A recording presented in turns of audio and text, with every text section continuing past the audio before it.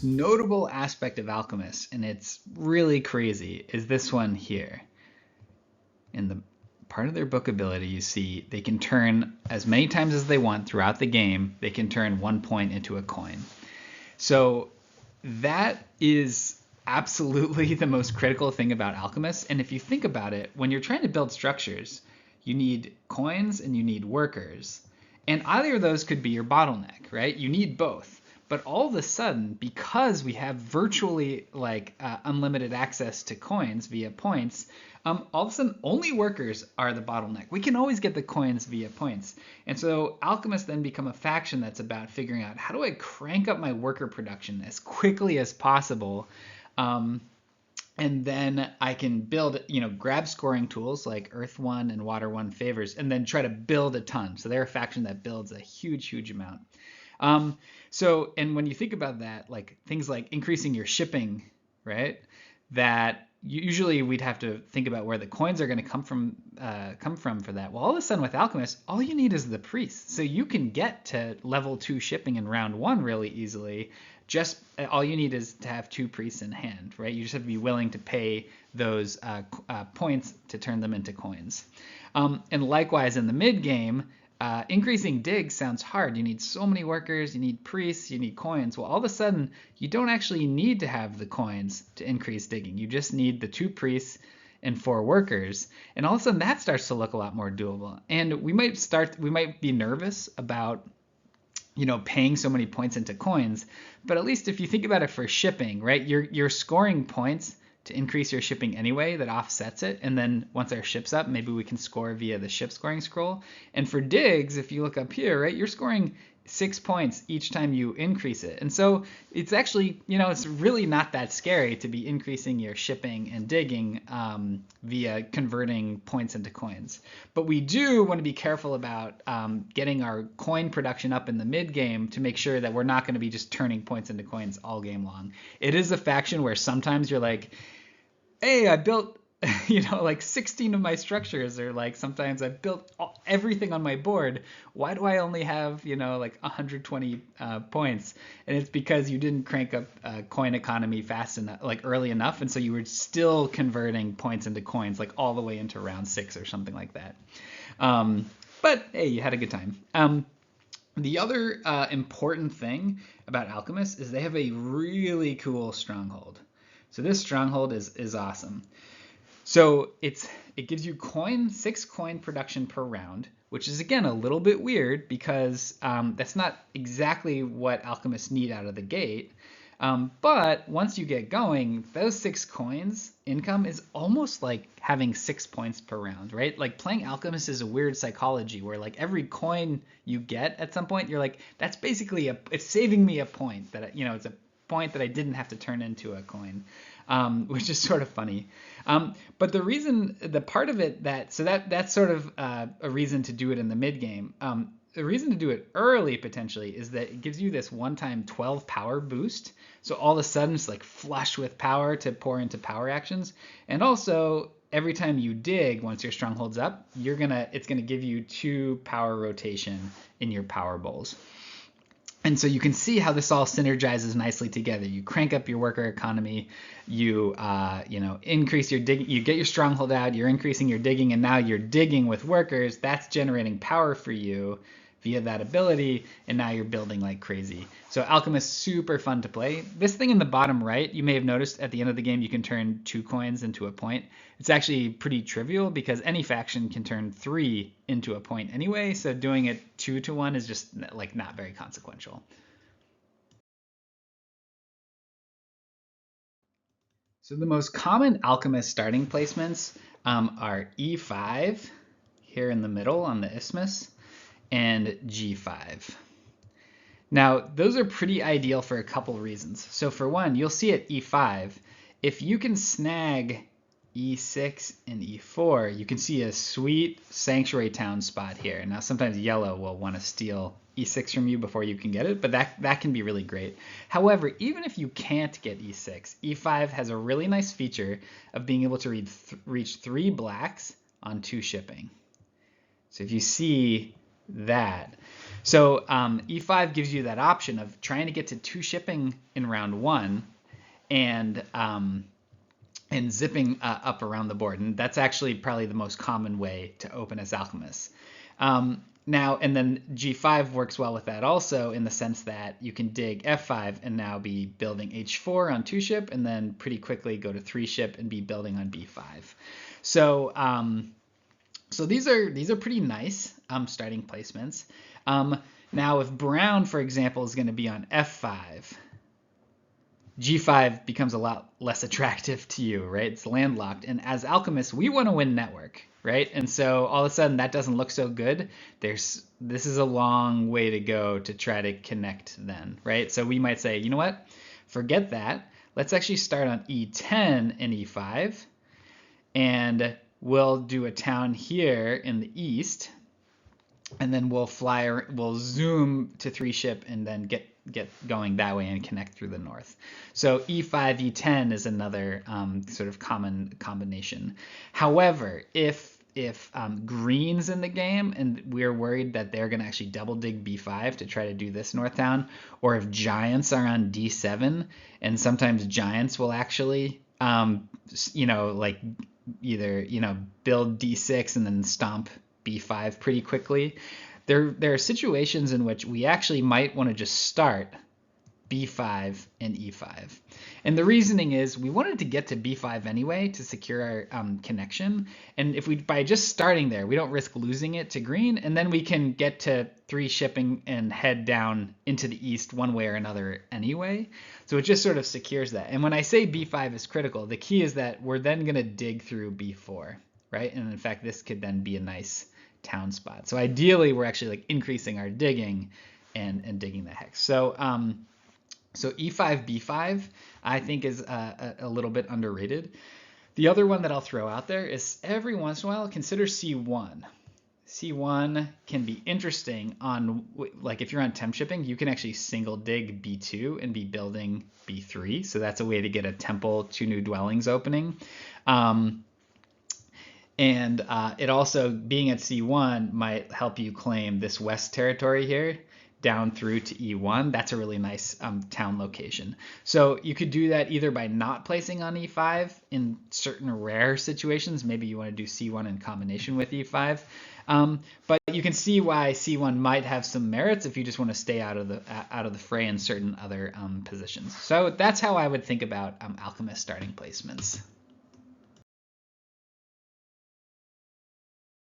So Alchemists desperately want workers and they desperately want priests because they have unlimited coins, we said. So they really want to be ideally doing temple and at least 2 new dwellings, right? Like that's what generates priests and that's what generates workers. The other things, so being able to get easy digging, right? Like starting on dig scroll, wonderful, right? That helps us get a dwelling down. They rarely can get double dig as alchemists because they start with 7 power on bolt 2, but if they ever can, wonderful. Like sometimes you might want to consider starting on worker power. They love workers, and maybe the 3 power gives them a shot at getting double dig. That's really, really great. They also love this big building scroll because it has 2 workers on it. Now, I would say the most common sort of vanilla opening that you'll see, vanilla good opening that you'll see is starting on either temporary shipping or the priest.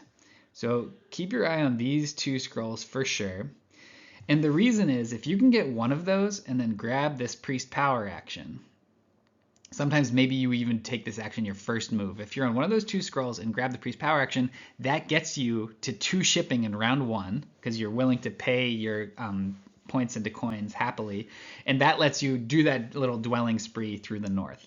So if you could be on one of those 2 scrolls, grab the priest action, and then ideally even grab this worker power action, you can open temple 3 new dwellings from that 2 ship spree around the north. And that's really, really good opening. So I would say when you're getting started as Alchemist, look for that opening. What favor are you going to take? So there's 2, basically just consider 2 options when you're getting started with Alchemist. So one is, and I would say, I'd encourage you to consider Earth 2 if you're not getting your worker economy way, way up, right? Like, so let's say you're just getting 1 new dwelling down. with a temple, take Earth 2, because that worker is going to be so valuable to you. Workers are your bottleneck. On the other hand, we are going to be constantly turning our points into coins, and so we do it, and we're going to build a ton as alchemists. So this Earth 1 is definitely a favor that we want. Alchemists really do want Earth 1. In an ideal world, they can take Earth 2 like round 1, and then Earth 1 round 2 or 3 or something like that. But if, for example, the picture I painted of you going to 2 ship and also getting the worker power action, so you're actually getting Temple 3 new dwellings down, that's a situation where I would definitely take Earth 1, because it's like, all right, I think I'm getting my worker production up enough, and I really want to make sure I'm scoring as much as possible. So that would be an example where I would take Earth 1. But I would experiment with both of those. So that one that I just described, where you're either on, assuming you can't be on Dig Scroll, you're either on Temporary Shipping or Priest, grabbing the Priest action and opening Temple 2 new dwellings or 3 new dwellings. That's, I think, go for that opening if you're getting started. A couple other things I'll call out. If you can't do that, 2 Temple as Alchemists is attractive because you then are generating 2 Priests. And so round 2, you can get to 2 ship without having to, take any Priest Scroll or Priest Power action. You can do your Dwelling Spree in round 2 then, and you get both of those favors that you wanted. Now you get Earth 1 and Earth 2, and and you have base 1 worker income, so at least you have 2 workers, so you can definitely open 2 Temple, and then as long as those hexes are safe in the north, you can get 2 new dwellings down round 2 that way. You already have Earth 1, so that's a nice opening as well. To do that, all you need is either the big building scroll or the worker power action, and then you have enough resources to open 2 Temple. So that can be a little bit of a fallback option. The stronghold opening is really fun, but it's hard, okay? And part of it is that it has this wild feeling because you're going to get this 12 power influx. And then the question is like, which power actions are still available once you've done that? What can you do? If you can like get that 12 power influx and turn that into double digging round 1, amazing, right? So if you want to open stronghold, it really helps to be on that big building scroll. Let's say it's big building scoring round, you're on the big building scroll. Let's open stronghold then. And I think that for beginners, the easiest stronghold opening,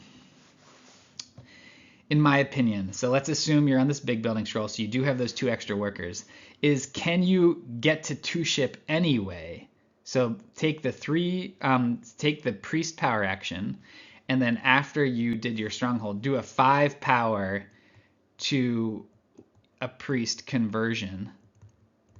Okay, so you get 2 priests that way, and because after you get that 12 power influx, you do have a lot, and because you had the extra 2 workers from your starting scroll, you can open stronghold 2 new dwellings, and you've scored. Let's say you scored with the round, you scored with the pass scroll, you got your worker production up anyway. That's a nice, that's a pretty secure, and if you do that, then you really want to grab a scoring favor in round 2. Yeah, so I would say for beginners, like Stronghold Temple is, I think that's not for beginners, so I'm going to leave that out here. But that's actually can be a fun game plan too. If you're going to do that, you just need to make sure you're taking Earth 2. But for the most part, we're looking for that Temple New Dwellings opening that I set out at the beginning here. So let's say we're starting E5 and G5 as alchemists here. So we said we want to probably open Temple, get to 2 shipping as quickly as possible. And so we're building on B3, A8, and then as soon as we can on C1. So where do we go from here? If we took Earth 2 favor round 1, then we might want to do a second Temple round 2 or a Sanctuary round 2 to get Earth 1 at that point. Another possibility is waiting till round 3 for scoring favors. And the way things that we want to make sure we're doing from here is we want to make sure we're securing our connections. So we talked about the importance of getting, through. We want to keep making sure our worker economy gets increased, and we want to start figuring out, okay, when and how are we going to get our stronghold up? When and how are we going to increase our digs? That's what we want to be thinking about in the mid game. And once our stronghold and digs are up, now we can figure out where the towns are going to be. So I think, digging through a town here's, nice. Alchemists often do a town A7 to B5. We talked about they could do this town. If they start in the E10 area instead, they can do a town over there. Sometimes they'll do a south town using those hexes, and every once in a while, depending on the game, they'll actually do a southwest town. So Alchemists are one of the factions that they're probably the faction that does 4 towns the most often. As a beginner, you're just think about 2 towns at first, but definitely start going for 3 towns as Alchemists after a bit. And again, they want to crank worker production, and then they really want to start thinking about points, because you are bleeding points a bit by converting so many points into coins.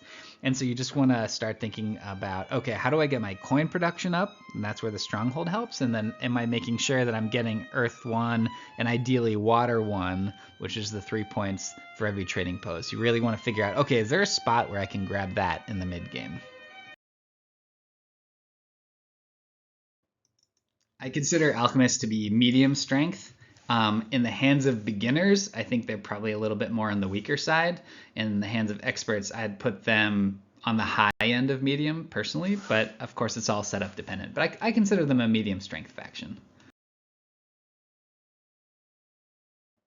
So you could check to see first what scroll you're going to start on and see if you're going to be able to be on either priest or temp ship to get your 2-ship dwelling spree through the north in round 1 along with a temple. In general, in terms of setup, they really want to see ship scoring in the game, and they really want to see big building scoring in a game.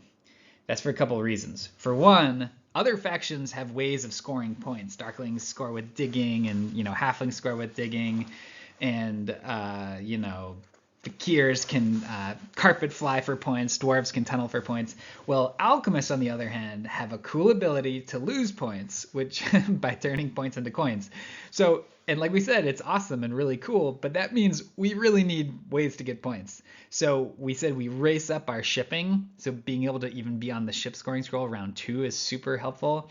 And we said we want to build our either Sanctuary for Water 1 in the rounds 2, 3, or we want to be also doing Stronghold kind of as soon as possible. And so this is a source of points, and it's a source of extra workers. And we know we love workers as alchemists, so that scroll is amazing for us. And again, since we need scoring outlets in general, the more scoring scrolls in the game, the better. So Trading Post scroll, Dwelling scroll, we want to see all the scoring scrolls. Okay, on top of that, the pre-scroll in the game is just better for alchemists than for other factions, because they definitely want to increase their shipping. They definitely want to increase their digs.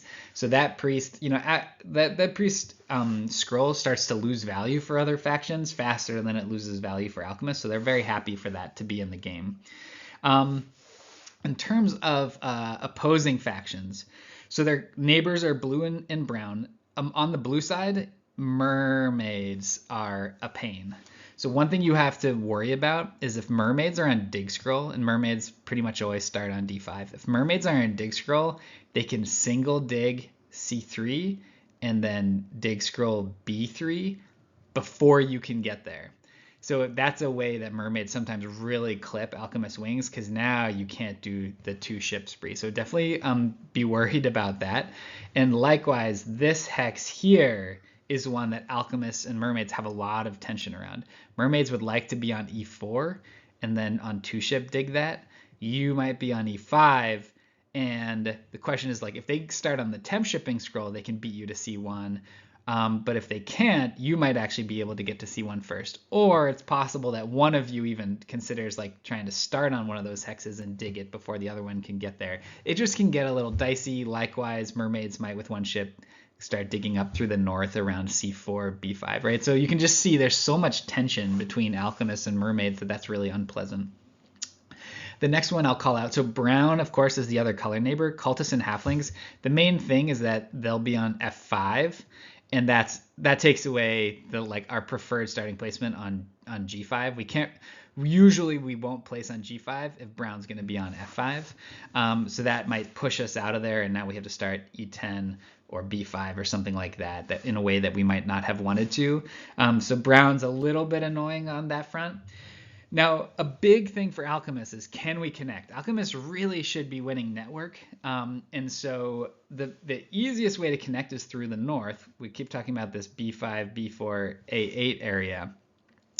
So the biggest threats to that are, so one is nomads. If nomads, they'll almost always be on F3, D3, but they get to start on 3 places. And if they start on B4, all of a sudden that northern connection, like right out of the gate, and that's just their starting placements, just looks a lot trickier, right? And so nomads can be annoying, and they might even, go stronghold at some point and sandstorm something. So nomads are a bit annoying, but maybe you can find a way around that. Likewise, giants being on D7.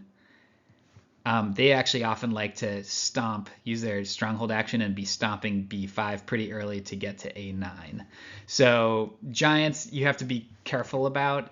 And then the last one I'll say is, like, for example, witches going to C4 and then double digging B5, even as early as like round 2, can be pretty problematic.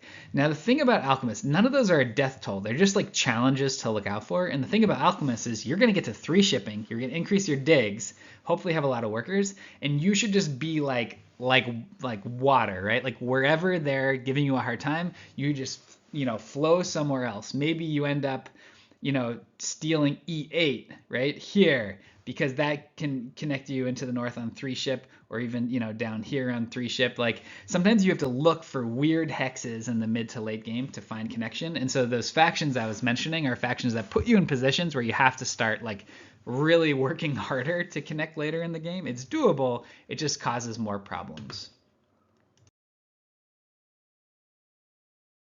Jekyll is one of the top Terra Mystica players. She's wearing her Alchemist t-shirt. She's spectating our game. All right, let's try to be fancy here. What can we do? So a couple things to put on your bucket list. So first, you should try to do a 4-town Alchemist game. Super fun. You take fire too late and you get 4 towns. You need to take worker towns and things like that. Lots of worker power actions, and be willing to turn lots of points into coins. And likewise, put on your bucket list a game where you build all your structures. Alchemists are the easiest faction to do a game where you empty your board completely by the end of the game. So put those on your bucket list. Honestly, any like stronghold opening, like if you're in a difficult position and you do like a surprise stronghold opening, those are just a pretty wild ride, because you get that 12 power influx and see where that bucking bronco takes you. That's fun. The last one that I want to put on your radar, and I see 2 top players, Melisson and Simone B, do this a lot with Alchemists, is Water 2. That's the 2 steps on water. You get an action spot that gives you 1 step on a cult of your choice every round. And since Alchemists start with a step on water, they can take that favor to get to the 4th step, be getting either a water called Dig or water called Priest. And the beauty of playing culty as Alchemists, and it's hard to do, but Water 2 really helps with that. The beauty of it is you can be culty and then probably still get 1st or 2nd on network anyway. So you can just go nuts with end game points. So Water 2 Alchemist, give that one a try. All right, have at it.